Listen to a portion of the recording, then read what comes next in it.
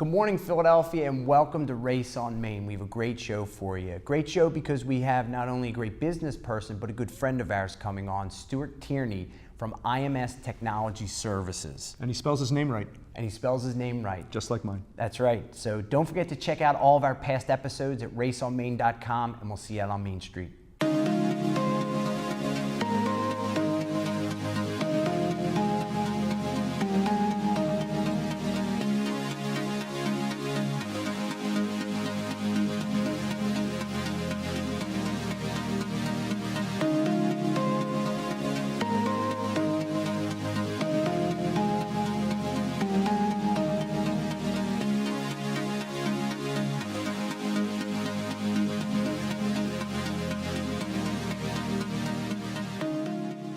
Good morning, Philadelphia, and welcome to another great show of Race on Main Street. Thanks for joining us. We have a great guest today, not just because the topic is interesting, but also it's a friend of ours, so it's always very nice to sort of share our space, just like if you welcome somebody into your home. So Stuart Tierney will be here talking about all sorts of great technology services that his company offers.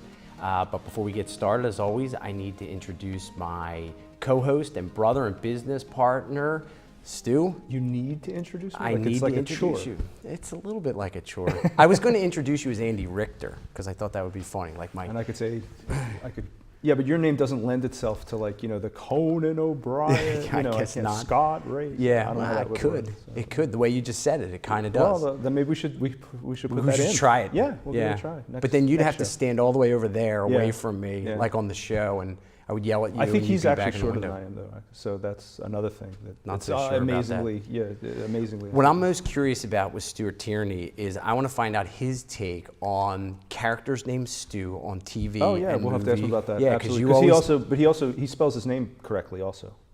As opposed to yours. No, we spell it the same. I'm saying we spell it the same way. Oh, well, I got you. Like Stewie Griffin spells his name S-T-E-W, but we spell our name correctly. So. All right, so that's we'll good. We'll get to that at some absolutely. point. We'll finish with that. So what's Main Street talking about? What are they talking about? Main Street is talking about the shakeup in Saudi Arabia. Yeah, I've read quite a bit about that. I don't quite understand it, and as always, like I always say, I think it's just propaganda. But go ahead, let's hear what you have to say. Well, it's a new king. It's a new king with a young guy with his son is the deputy king, apparently. Right. No, I don't mean that the new king is propaganda. That's real, I get that. But right. I mean the information that's coming out regarding what's going on and what the future looks like, I just don't buy. Well, they're turning things over. They got, they like, for instance, they've, as you probably know, since the first of the year, I think it's 17 different ministries have new leadership. Now, first of all, I mean, again, I'm going to be like, this dumb American who doesn't understand the way the rest of the world works, but why does Saudi Arabia need 17 different ministries? Yeah, we have like 11. Yeah, I'm not sure. I'm not sure. But the big shakeup this weekend was it was the oil ministry and the central bank. Yep. So I saw that. That's for real. And the reasoning is that the current royalty has vowed to wean the economy off of oil. See, I don't get that. That's 65% to 70% of the economy is oil based. Right, that I get. Based on their exports. Right, and that's what and I think everybody understands that. But I don't understand what they're trying, like what they really mean by that. What are they trying to do? I think they're running out of oil. I don't buy that. I don't think they are. Well, okay, so you do have. I think way back in your past, you have a degree in geology. So tell us. Geology. I'm a medical doctor. I practice law on the weekends. Sometimes. Yeah. So why are they not running out of oil? This is the reason why. Okay. So if I want oil prices to go back up, what do? I cry poor, and then all of a sudden stop pumping oil. You stop pumping oil. But they can't get the other OPEC nations in line. We might be running out, all those kinds of things. And next thing you know, you go from $20 a barrel back up to $100 a barrel. That's all it is. Well, why couldn't you just keep the production the way it was and stay at $100? Why would you dip? Because there's obviously other factors that weigh into it. But I think at this point, with the oil prices dropping so low, they need to figure out a way to start driving it back up. I wouldn't be surprised if you have other countries starting, oil producing countries start talking about, oh yeah, we're having a tough time getting out of the ground, we might be running out, we might be, whatever the case may be. But I just think that there's probably more. They need to drive the prices back up. They have a very lavish lifestyle. There's lots of government subsidies. You said lavish lifestyle. Yeah. Do you think it might have something to do with the fact that they're trying to wean their people off of what is essentially a welfare state? It's very much so. I think that the cost of running that country, and the folks who live there, it seems like from what I've read, I've never been there, have relatively good lifestyle based on oil production. Sure. They get all kinds of subsidies. Right, and I have a feeling that they added up the columns and said, hey, look, this might be a little bit too much for us to be handing out. We need to make sure that we're protected for 50, 75, 100 years from now. Let's start, reeling in, everything. Well, the other side of that, I don't know if you read in the notes, but was it 50% of their? They have a huge population under 25. 50% of their population is under 25. They're like the anti-baby boomer nation. That's right. They're all millennials. That's right. But they'll be, think about this. Live a long time. Right. And so, you have 30 years from now, 40 years from now, their baby boomer kind of piece to it. And I think they're just sort of setting the stage for that, along with the idea of just driving oil prices back up. Driving oil prices back up. Well, the effect of this has been that the kingdom's cash reserves are in an absolute free fall. They have less than 600 billion in cash reserves, which is not a lot for a company. Right. They're threatening bankruptcy by 2020. The government is going to go bankrupt in Saudi Arabia, and if you want to drive up oil prices, you scream bankruptcy. I don't know. If they're not in fact in as much trouble as they, but it's kind of hard to hide a country's cash reserves. The cash reserves might be where they are now because look, over the last year or so, oil prices have dropped so dramatically. We've had great runs with certain stocks as a result of the dropping prices, so that's terrific on the other end kind of thing.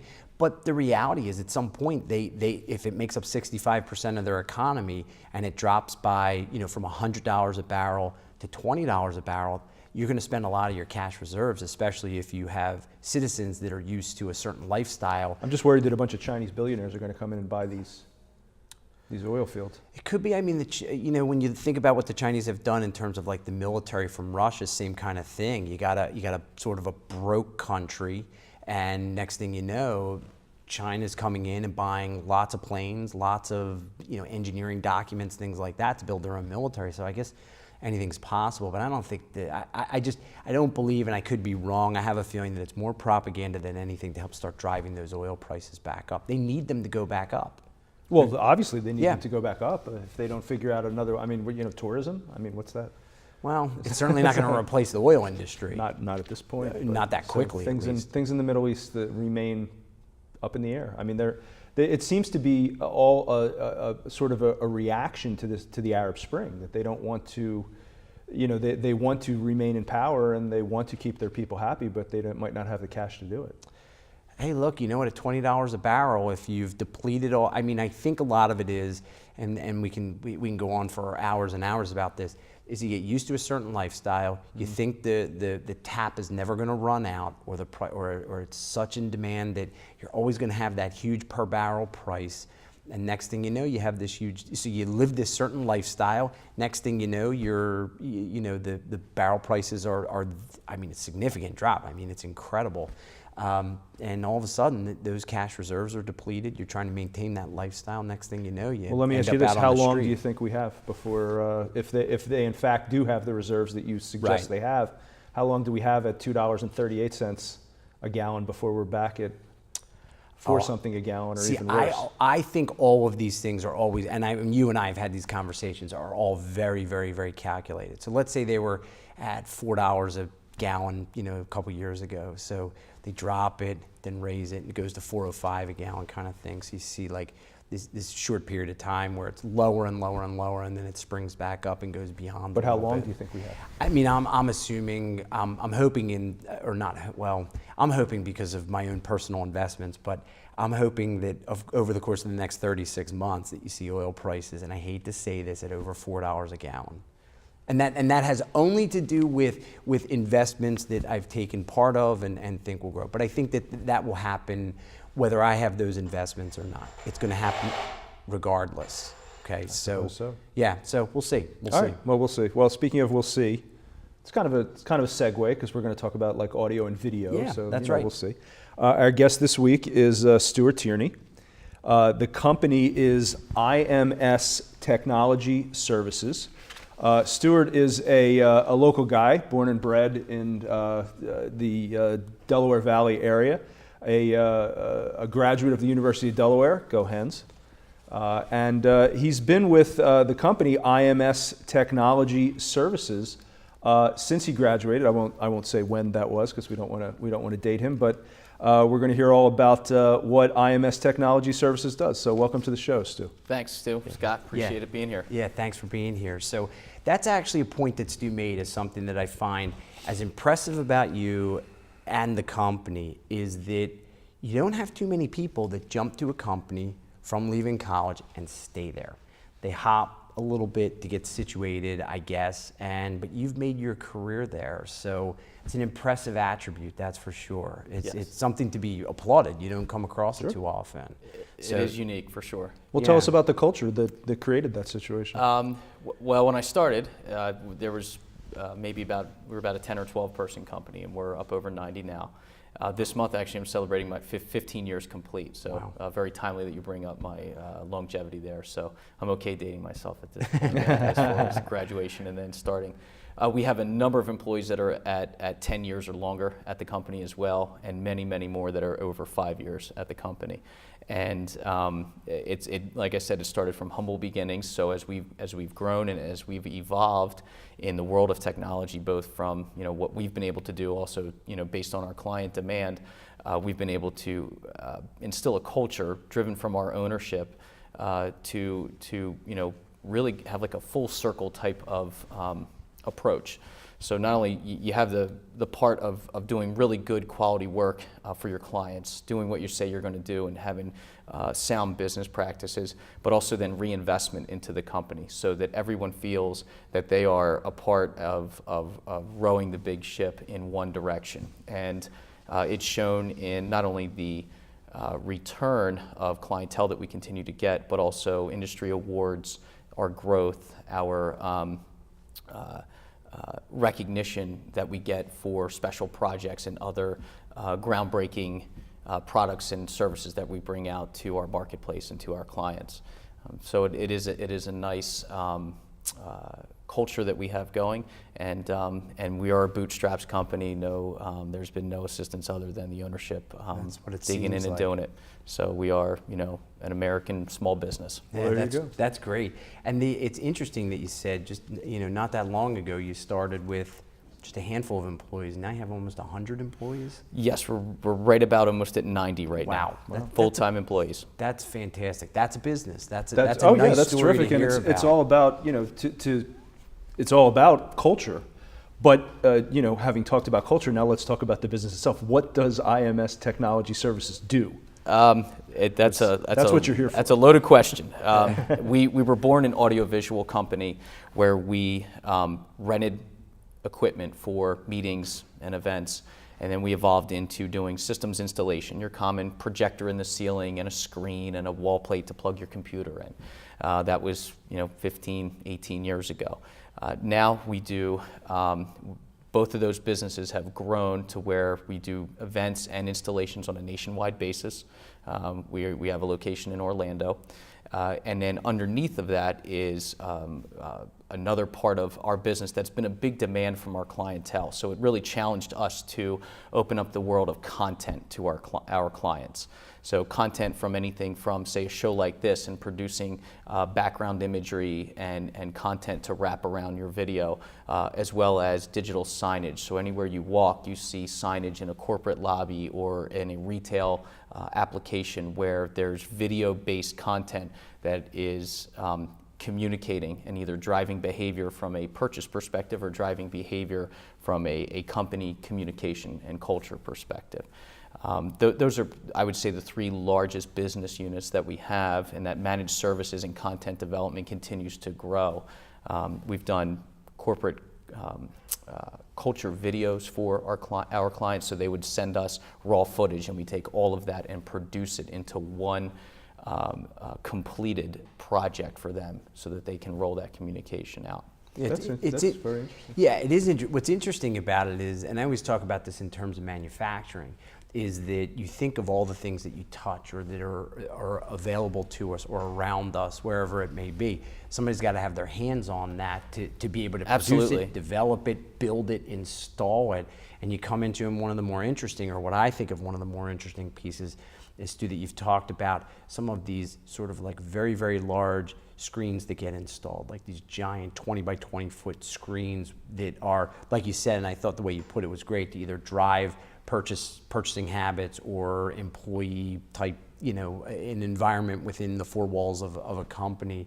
Tell us a little bit about that. That to me is more every day that you see and notice, and it's kind of cool. Yes, I would say 5 years ago when the economy wasn't so good, those were the first items that we would begin to design for a client when they gave us their vision to develop a solution for them. That would be one of the first things that end on the cutting room floor based on budgets and what was available. Now the appetite is a little bit different. The consumption of video, everything, YouTube, social media, what have you, and as you talked about with the millennials generation, that is something that is hugely a huge influencer as to who a company hires, being able to attract top talent. Think about it, we work majority of our awake hours during the day. So the fight for good talent that's going to work hard, technology now plays a role in their evaluation of whether they're going to come work for someone.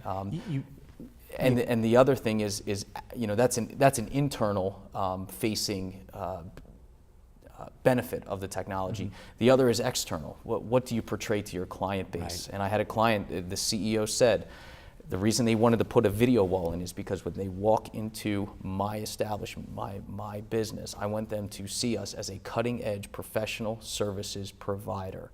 And just hanging your standard TV on the wall was not something that he was going to allow to happen. And so they've opened up the budget dollars to be able to make something that happen, because they see the return on it and they see that it is going to yield the results and the new clientele that they would like to see.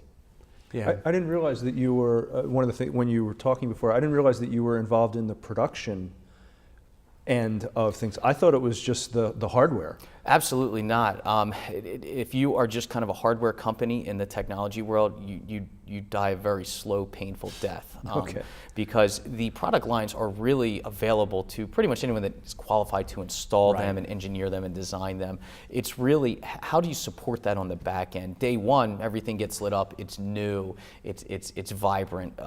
That content can get stale very, very quickly. So how do you manage that? And most companies, I'd probably say 95%, don't have that in-house capability or aren't going to dedicate that salary or that resource to do that. So how do you solve it? You have to offer something to the community and those that are consuming this, a way to keep that fresh and to manage it for them. And that is something that we evolved to a few years ago, being able to do. So it's a nice full circle approach, and it's helped our clients, leverage and the power of those video walls that you spoke about. Otherwise, it's just a big giant TV. What's interesting about it is you talk about utilizing it in order to attract talent. You think about some of the things that are out there. You walk into an office and it looks like a nice office and things are good, but it might be kind of bland, not so interesting. And then that top talent walks into this place that is sort of like bubbling with this energy because of things like that. You don't realize there is a value to that. Probably something that's pretty significant, especially when it comes to that. It is not the easiest thing in the world to find top talent. So these slight pieces that provide an edge for you are pretty important. The days of cubicle farms with this generation that's coming in, it's very it's disinteresting to them. And we work a lot with architectural and design firms, and more we're seeing open plan concepts, collaboration spaces, areas that aren't just your traditional table and everybody looks up at a presentation and we get death by PowerPoint. It's much more inclusive, it's much more collaborative in that sense, and that's what not only the physical design of a space would be, but also where our technology has to blend into that and to foster that type of collaborative environment. Yeah, it seems like that sort of like closed door approach. I just was at a office building in King of Prussia, and I walked through, and there happened to be an office, all glass doors in the front. It just looked like almost like one giant office space with desks, with everybody interacting with each other while they're working in order to stimulate some type of, what I'm going to call a more healthy work environment for whatever they were trying to produce or develop. So it was kind of interesting that you're seeing, you're right, much more of that.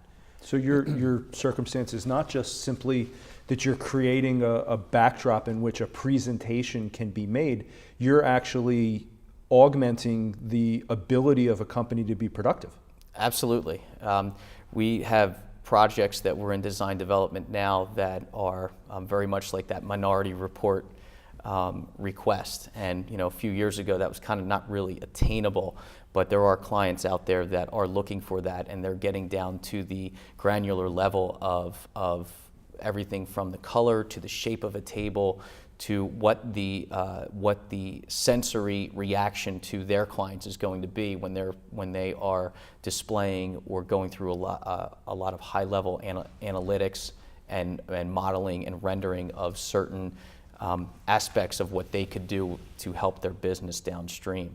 And they're analyzing everything from not only the color tones of the room, but really what they're going to see from the technology and hear and feel and be able to walk out of that room having accomplished. Yeah. So it's much more deeper than just what technology and how big the display is. And I think the point is that IMS Technology Services answers that question. We do. We have our engineers have the ability to design pretty much anything that a client can ask for, and really the fine line that we walk in as a technology company is what's bleeding edge and what is new and attainable and can work, and that's what we help our clients wade through as they start to evaluate what type of technology they may invest in for their given project. Yeah, and everybody can obviously go to imstechnologyservices.com, check out tons of information as to how this all sort of shapes up. I mean, that's certainly something that's interesting. Yes.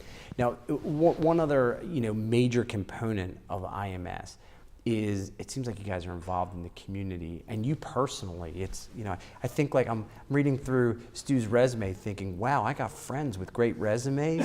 that makes me great, I guess, on some level. So pump up your resume. But you guys do a lot in the community. Tell us a little bit about that. It's nice that you have a company that doesn't have just closed doors. They're out there giving back. It's really kind of special.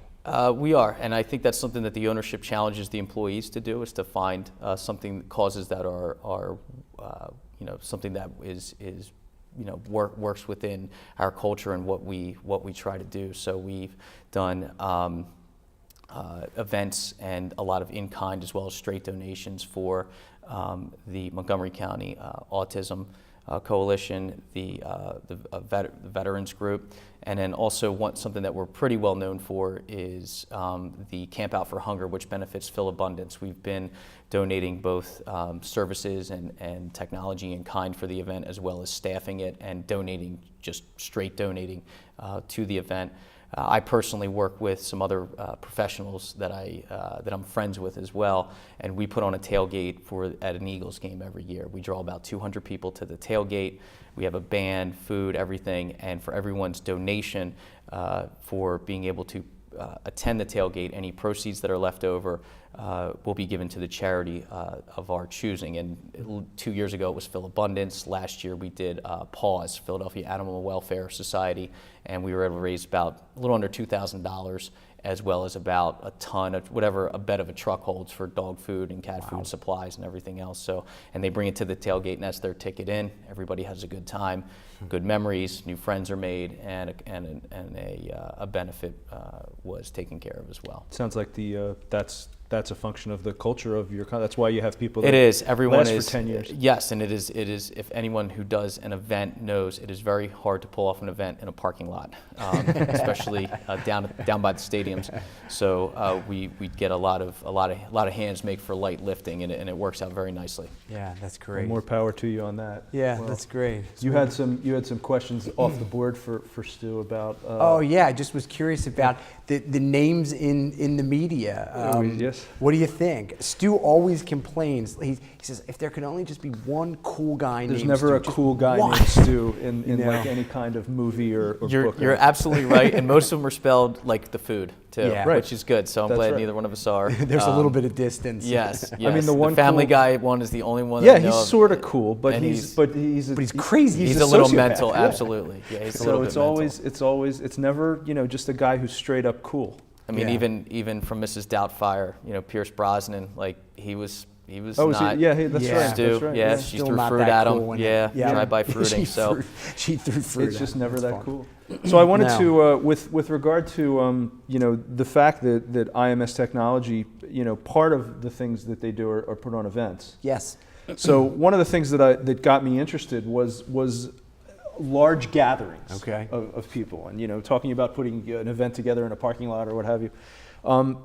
So I went and I looked up what were the 5 largest gatherings of humans on the planet, and what I realized is the first 100 or so Are all political. are religious. Right. The Yep, Pope shows get that. up and Yep. 20 million people show They up. shut and- down Philadelphia. Yeah. Yep. So that doesn't count. No, that, right, that can't okay. count. So what do you think was the largest gathering of people ever? I'm telling you, it's the press release for Appetite for Destruction from Guns N' Roses. It's got to be like 5-6 million. You're barking up. You're in the right church, but the wrong pew. Okay. It was a rock concert. So which of all the bands in the history of I mean, the only thing I mankind- could think, I think of like huge gatherings in New York City, or It was not in New York City. It was actually in Brazil. There's a lot of people in Brazil, so I But mean, what- there's just just, throw out I an would artist. say What do either you- like U2, Beatles, Rolling Stones, Right. U2, Yeah. Bruce Springsteen. It was Rod Stewart. Get out of here. It was No, Rod Stewart. I don't drew, believe it. Rod Stewart drew 4, and he spells his last name, by the way, like the food. Right. He drew 4.2 million people to a rock concert in Brazil in Listen, 1994. No, okay. What they did was they counted every single person on 40 miles worth of beach and said, oh, they were at the Rod Stewart concert. Well, there's no way. Now the other ones, most of the Give other us ones. one more because we do have to wrap up. Yeah, the one more I'm going to give you then is number 5 on the list of the and there were a bunch tied for number 5. Right. But I chose the one I wanted. Was the Philadelphia Flyers Stanley Cup Parade in 1974 drew 2 million people. So now there were that's more a bunch impressive. that had drew 2 million people, and I Right. think they sort of go, yeah, 2 million. They take a, But- a photo, But right? and they count the to people. think that the Flyers in 1974 drew 2 million. Hey, that's people, pretty cool. I was proud of that one. Yeah, that's a great one. So that that's- one I believe. The Rod Stewart one, don't believe. So, real quick, we want to get out of here very, very quickly. We have to wrap up. So, thanks for joining. Don't forget, you can check out Stuart Tierney and the company at IMS Technology Services.com, and certainly you can check all the back episodes of Race on Main Street at raceonmain.com. And I just wanted to give a real quick, quiet shout out to a group that is helping some of the older citizens in the state who might not have quite the financial resources that you might think. We always talk about first responders looking out for us in our communities. These are people who are looking out for some of the older citizens, many of which are veterans who have fallen on tough times, might not have the financial resources to look out for themselves. And so we want to just tell them all thank you. We appreciate your hard work, and we'll see you out on Main Street real soon. Thanks, everybody.